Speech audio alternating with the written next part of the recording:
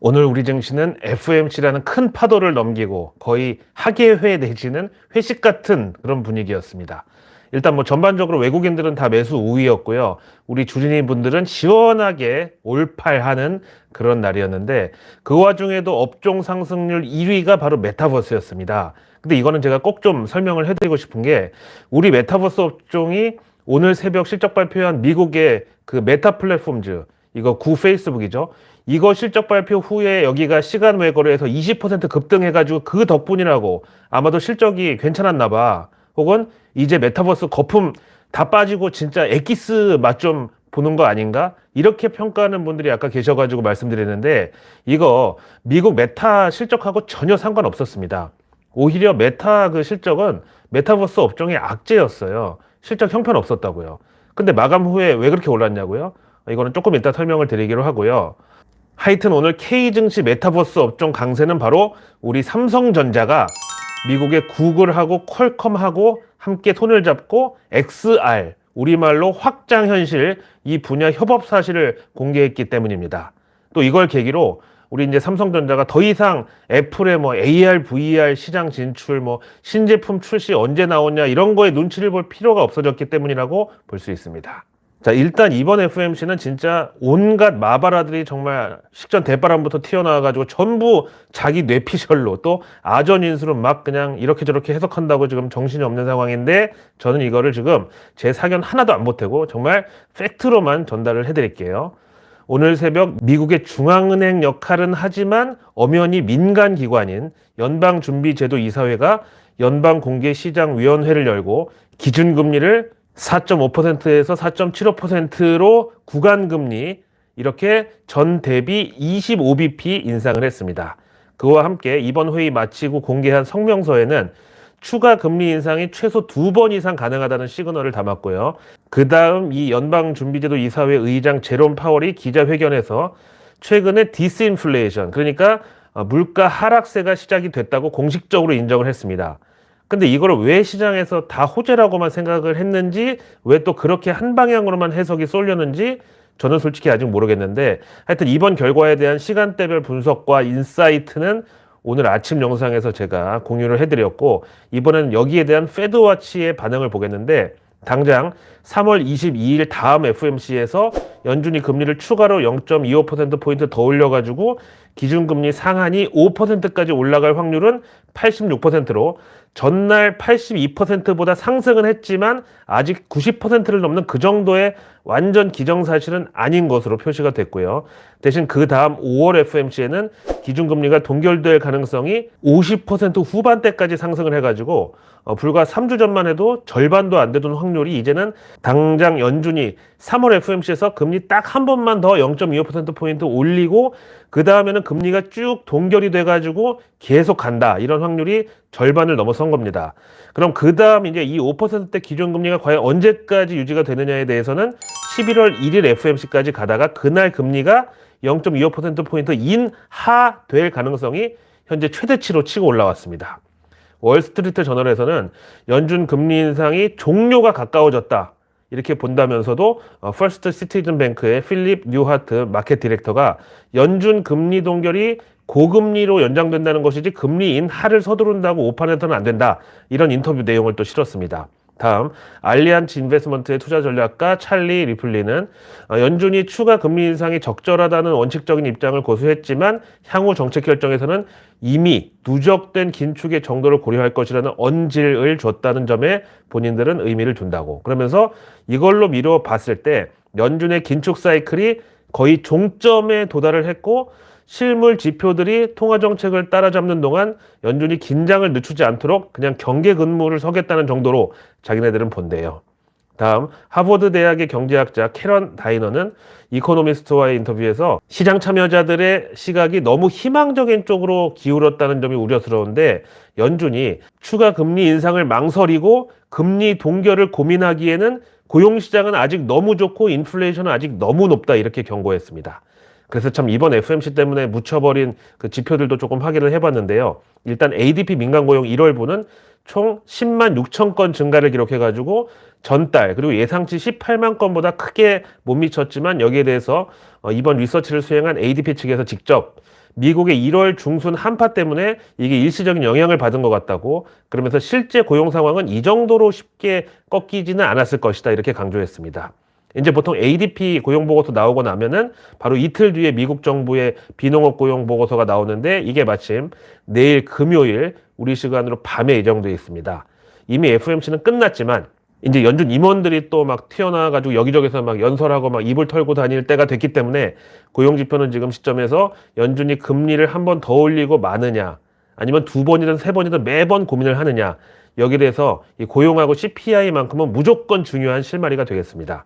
만약에 인플레이션도 안 떨어지고 금리도 안 내려가고, 그러니까 CPI는 한 5%에다가 기준금리도 똑같이 4.75에서 5% 이 사이에서 한 1년을 간다? 그럼 그냥 그땐 다 죽는 거예요. 예를 들어서 다이어트 하는데 그 사람 몸무게가 한 100kg인데 그냥 먹고 싶은 거 다 먹고 눕고 싶을 때 다 눕고 막 그러다가 계속 100kg인 상태로 어느 날 런닝머신에다 올라가가지고 속도 한 8로 놓고 5시간 뛴다. 그럼 뭐 무릎이고 심장이고 뭐 폐고 호흡기고 그냥 다 위험해지는 거죠, 뭐. 자, 그럼 얘기 나온 김에 또 미국 CPI 소비자 물가지수를 또 체크를 해봐야 되는데, 이제 돌아오는 2월 14일 우리는 이제 발렌타인데이로 알고 있지만 그날 미국에서는 바로 1월 소비자 물가 CPI가 발표됩니다. 일단 헷갈리는 게 중국 리오프닝 때문에 1월에는 유가는 조금 올랐는데 또 천연가스 가격은 급락을 했고, 또 FOMC 앞두고 경기감 때문에 달러가 하락을 가면서 상품 시장도 같이 약세였거든요. 근데 그런 미국 CPI가 좀 확실하게 꺾여줘야 맞는데, 이게 또 이런 기대감이 너무 큰 만큼 또 실제 결과가 거기에 못 미치면은 상대평가에서 또 실망 내지는 낙제점을 받을 수가 있죠. 그럼 또 다음 달 3월 FOMC에서 연준이 금리 인상 종료 선언 대신에 여전히 인플레이션이 높아서 우리는 금리 인상을 한번 쉬더라도 건너뛰고 다음 달에 또 올리고 뭐 이런 식으로 엇박자 스텝으로 갈 수도 있다. 이제 이렇게 나오면은 이제 정말 월가의 짜증이 대폭발하면서 우리 K 증시 외국인들도 그냥 ATM에서 애따 모르겠다고 돈 뽑아다가 그냥 본국으로 가지고 튀는 거죠. 우선 여기 힌트가 될 만한 유럽의 1월 CPI 이 소비자 물가는 전달 12월보다 확실히 떨어져가지고 8.5%. 그 전달 9.2%에서 확실히 떨어진 게 8.5예요, 지금. 다음에 근원 소비자 물가는 전달과 똑같은 5.2% 나왔습니다. 그래서 이거 참 인플레이션이라는 게 끈덕지구나. 확실히 이제 고점에서 꺾인 거는 정황상 맞지만 추가 하락에 좀 시간이 의외로 오래 걸릴 수도 있겠구나. 이런 인식이 이제 나왔고요. 다음, 그러면은 우리가 그럼 이 발렌타인데이 CPI 나올 때까지 열흘 동안 계속 그냥 안개 속에 헤매야만 하느냐, 어떤 실마리라도 뭐 찾을 게 없냐. 요거는 이제 클리블랜드 연은의 GDP 나우캐스트.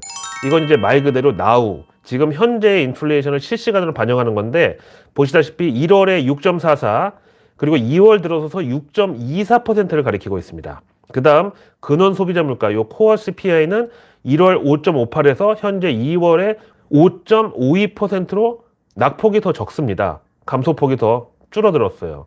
일단 표를 보면은 올해 1월 초에 CPI가 한번 쭉 빠지다가 1월 하순 들어서 다시 도로 슬금슬금 기어 올라가는 그런 반응이 보이는데요. 이게 만약에 다음번 CPI 결과에 반영이 된다고 하면은 또 이거 미국도 유럽처럼 이거 생각보다 끈질기네. 빠지는 것 같은데 여기서 또 적체기가 왔네. 이렇게 보일 수도 있어요. 다음에 이건 이제 우리 K증시 오늘 메타버스 관련주 급등에 대해서 구 페이스북, 현 메타 플랫폼즈 이거 얘기인데요. 오늘 뉴욕 증시 새벽에 마감 후에 실적이 공개됐는데 매출은 예상치를 겨우 턱걸이로 맞췄지만 EPS, 우리말로 주당 순이익이 컨센서스 2달러 26센트에 크게 못 미친 1달러 76센트로 아예 그냥 앞자리가 바뀌었으니까 이게 또 전시 효과가 있잖아요. 이렇게 완전 실적 대실망 나왔습니다. 그런데 실적 발표 후에 주가가 20% 급등이 애프터마켓에서 나왔어요. 왜일까요? 바로 이번 실적 부진과 함께 일종의 반성의 의미로다가 주주들에게 보상하는 의미로다가 400억 달러, 우리 돈 50조 원 넘는 규모의 자사주 매입 프로그램을 발표했습니다. 이 미국 기업들은요, 자사주 매입 프로그램이다 이러면은 자사주를 걷어가지고 소각하는 것까지 다 그냥 프로그램으로 포함을 합니다. 뭐 우리 K 증시에서는 자사주 매입이라고 해놓고 가져다가 나중에 주가 좀 올랐다 싶으면 이거 도로 블록딜로 막 처분하면서 시세 차익을 또 땡기는 그런 대주주 자사주 매입도 많잖아요. 근데 미국은 그냥 바이백 프로그램이다 하면은 그냥 다 소각까지 의미를 하는 거고요. 이걸로 오늘 메타 플랫폼즈가 장 마감 후 애프터마켓에서 20% 급등을 했다는 겁니다. 이러니 미국 기업들은 아무리 실적이 꺾이고 불경기가 와서 매출이 줄어들고 해도 이 바이백 프로그램 한 방이면 정말 주가가 기사 회생이 가능하다는 겁니다. 그러다가 경기 사이클이 다시 확장 국면으로 돌아서면 그때는 정당하게 기업 실적으로 또 주가가 올라가고, 이러니까 이제 다 미국으로 전 세계에 돈이 몰릴 수밖에요.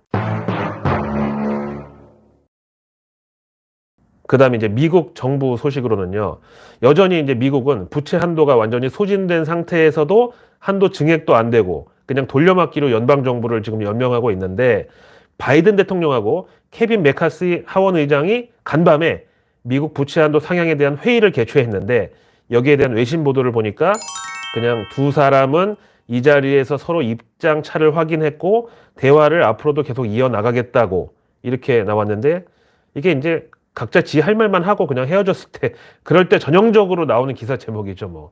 하여튼 저는 지금 뭐 다른 거 다 떠나가지고, 미국 달러가 왜 이렇게 계속 약세만 보이는지, 분명 연준은 계속 지금 긴축 ING 현재 진행형인데 왜 달러 가치는 계속 한 방향으로 저렇게 환율이 흘러만 내리는지, 저는 지금 그게 조금 솔직히 수상쩍은데요.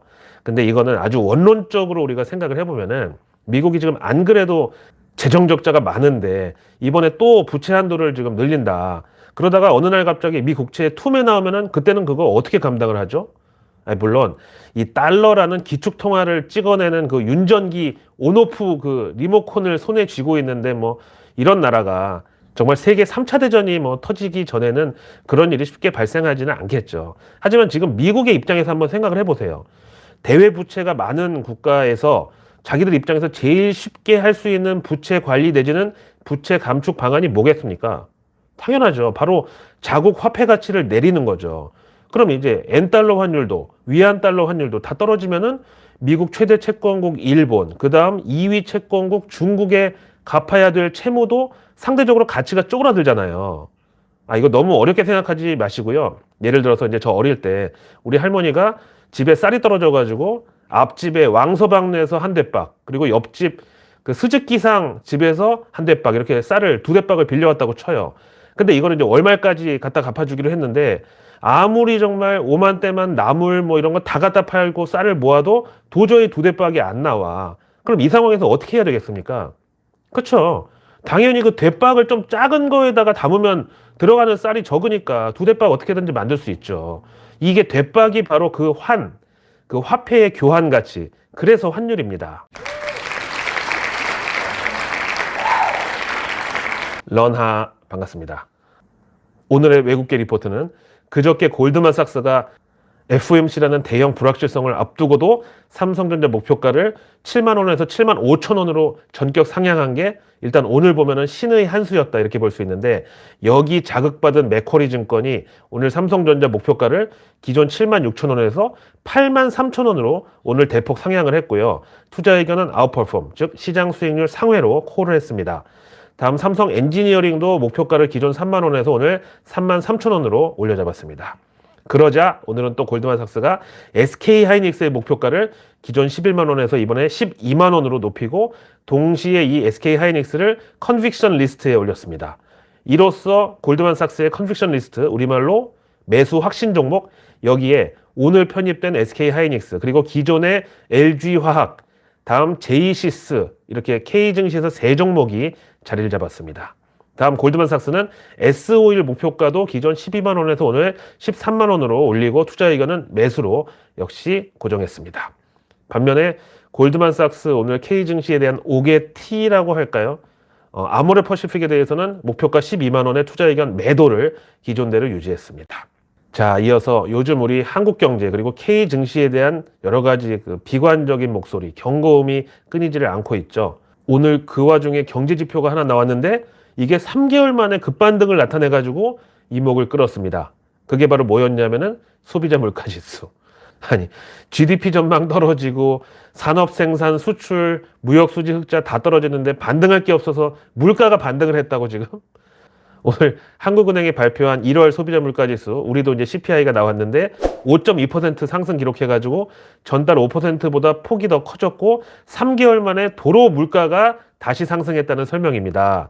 게다가 이게 끝이 아니라 한국은행은 다음 2월 달에도 최근 전기료, 가스 요금 이런 거 공공 요금 인상이 반영되면은 소비자 물가 CPI가 5%대를 그대로 유지할 것이라고 이렇게 전망을 내놨습니다. 이러다가 연준은 금리 인상을 멈추고 동결 들어가도 우리는 울며 겨자 먹기로 만약에 금리 인상 가면 그때는 어떻게 되는 거죠? 그래서 내일 뉴스는 내일 보면 너무 늦습니다. 구독과 알림 설정 클릭만으로 아직 나오지 않은 내일의 뉴스를 매일 저녁 안방에서 받아보실 수가 있습니다. 자, 내일은 2월의 첫 금요일이자 이번 주 마지막 거래일 2월 3일입니다.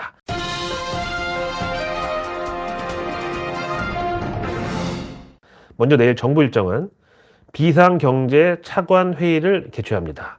오늘 우리 1월 소비자 물가 5% 넘게 나왔는데 이런 고물가에 대한 정부 대책, 그럼 또 이제 추경 얘기 아니면 이제 증시에서는 인플레 관련주들에 대해서 이거는 이미 오늘 다 약발을 받았으니까 내일 뭐 눈치껏 좀 떨줍을 하시면 될 것 같습니다. 사실 지금 소비자 물가 상승세가 봄이 되면서 연료비 비중이 좀 줄면은 다시 외식 물가 쪽으로 비중이 커질 텐데, 그러면 조금 이제 길게 봐도 좋은 거는 밀키트, 레디밀, HMR 이런 쪽이 저는 수혜가 될 것으로 보고, 또 마침 내일 2022 농가 판매 및 구입 가격 조사 결과를 또 기재부에서 공개를 하니까 이것도 사실 뭐 식료품 인플레이션, 유통 관련 이슈 뭐 이런 거죠. 다음 내일 환경부에서는 폐기물 처리업체 불법 폐기물 현장 방문이 있습니다.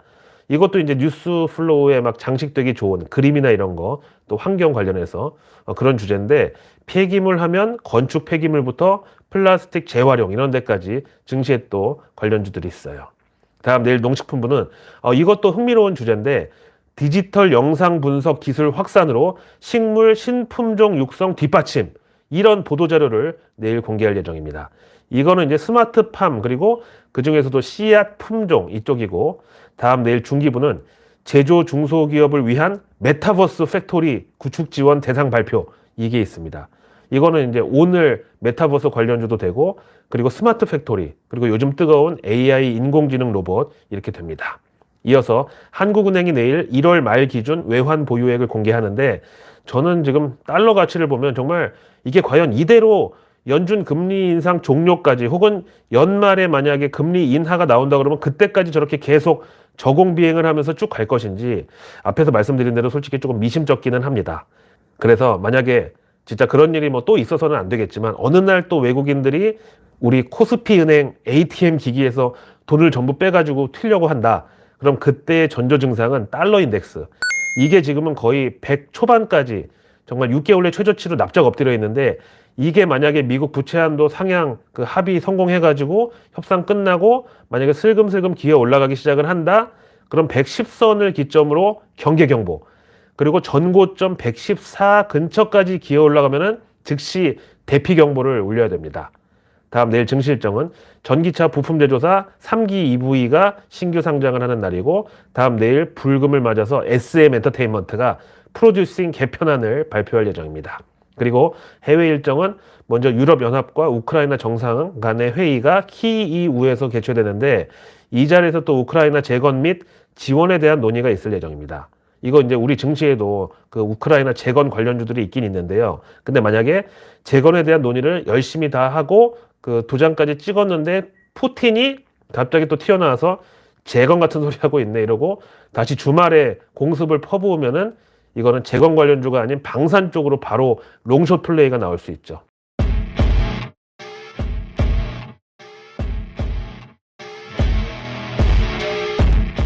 기다리고 계셨어요? 반갑습니다. 런던고란입니다.